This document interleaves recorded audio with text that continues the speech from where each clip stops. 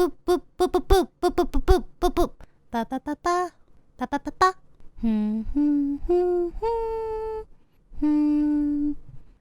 When I was in 8th grade, my homeroom teacher, Miss Escopolis, hated me. I didn't have good grades, but I never misbehaved. Half of the class was failing as well, but I was the only girl she wouldn't let graduate. We couldn't understand her lesson most of the time due to her strong accent. She wanted us to speak English just like her. You would think an English as a second language class would have a teacher who could speak the language. How do they expect us to learn a new language when our teacher couldn't speak it well herself? It would have been fine if she showed us just a little compassion.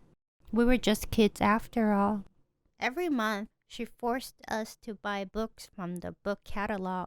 We lived in a poor area. Most of our families didn't even have enough money to get by. But she roll called every single student to make sure we made a purchase. As long as you bought something, she left you off the hook. If not, she would harass you throughout the day. Next! I bought Babysitter's Club and Goosebumps. Good. Next. Huh? What did you order? Nothing. Nothing. Oh, you think you're so smart you don't need books. Did you do your homework? I didn't want to get harassed, so I always ordered a cute animal poster or stickers. When I told her what I bought, she would look at me for a long pause, but eventually move on to the next person. Next! I still don't understand why she cared so much. Maybe she wanted to show off how much her class spent on books.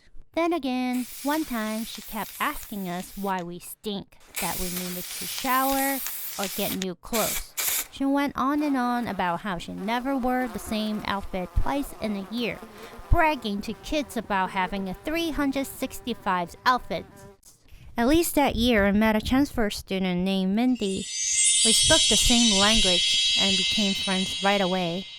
Mindy and I were the only students that were into art. A lot of our classwork required drawings, so I helped my classmates with the art and they helped me with the answers. A fair trade. I even make sure everyone's picture looks different, so our teacher wouldn't notice the similarities. One day, during free time, Miss Escopolis came over to us while Mindy and I were doodling. Oh, Mindy, sweetheart, these are beautiful. You're so talented. Do you think you can draw my dog? Do you? Yes, you will? That's great. You're such a sweetheart. Here, come sit next to me. I'll show you a picture of my dog. Yes. All of you should learn from her. She's so smart, talented, and her artwork is beautiful. April's art is good too. Some of your grades are so bad. You are not going to graduate. If you do, you're going to Sheepshead. Sheepshead.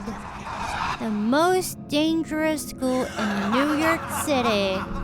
They had metal detector at their door even before all the school shootings. And if you are an Asian immigrant, you might not make it out alive. It's survival of the fittest. Our junior high school was right next to it, so if our grades weren't outstanding, our teacher would threaten us with sheepshead. Mindy is going to a good high school. You know what? Take as much time as you need. You don't have to work on your class assignments today. She tried to manipulate our friendship by praising one and shitting on the other. She wanted me to be jealous of Mindy, but I saw right through her evil bullshit. Because I had a manipulative grandma, whom bullshit was even more evil. Hey Mindy. One day we will make children's book together. You draw all the backgrounds, and I'll draw the characters. Okay? Yes. Unfortunately, even after Mindy tutored me, I ended up failing 8th grade. Having to repeat another year with Mrs. Cobbler would be hell. I probably still wouldn't have learned anything from her. I was told you can just go straight to high school without getting approved from your junior high. But again, going to Sheepshead was a death sentence for me. I was already an easy target for bullies. We all got bullies, all of the immigrants, and we got no help, not even from the teachers. My neighbor kicked my backpack whenever she saw me walking home from school. I usually just let it go, but I finally lost it when she stuck her gum in my hair. Oh, what are you... Oh, my hair? I tried getting it out, but it didn't work. The more I pulled, the worse it got. So I attacked her. It was the first and only time I ever hit someone. It felt good standing up for myself, but the consequences were big. After the fight, her teenage sister and brother ate our rental house and broke our window on Halloween. We called the cops, but they weren't helpful. My family and I couldn't speak English, but the neighbors could. My sister friends who lived across from us had to come over to Chancelet when the cops showed up. I still remember how the cops looked at me after they visited her house to get the statement. My neighbor and I were around the same age, but she was shorter and smaller than me. They acted like that meant I was the bully and she was the victim.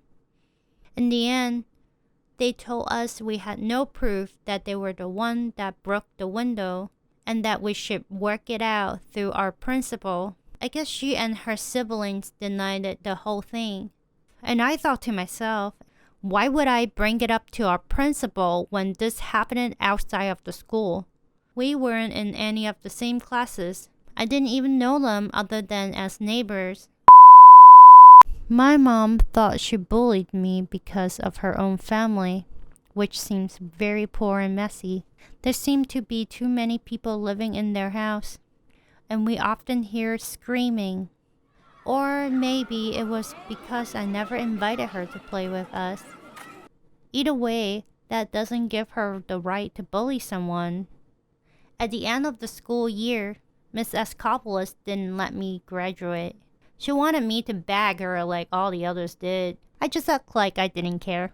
Of course I did, but she didn't deserve the certification. When Mrs. Escopoulos was waiting for my response that she wouldn't let me graduate, I looked at her and I smiled and said, okay. Then I left and never had to see her again. After the house got egged, my parents decided to move for safety. Our new house was in a new school district, so I knew I didn't have to repeat 8th grade with her. I went to a new school, finally started to learning. I guess that was the one good thing came out of this situation. Mindy and I kept in touch for a while, but as time passed by, we slowly drifted apart. If I remember correctly, she decided to go to Shipshat Bay High School. She said it's closer to home, so her family didn't have to worry about her taking the bus. She really was a good person. Well, thanks for watching. Hope you liked my very first story time video. Let me know what you think. Bye!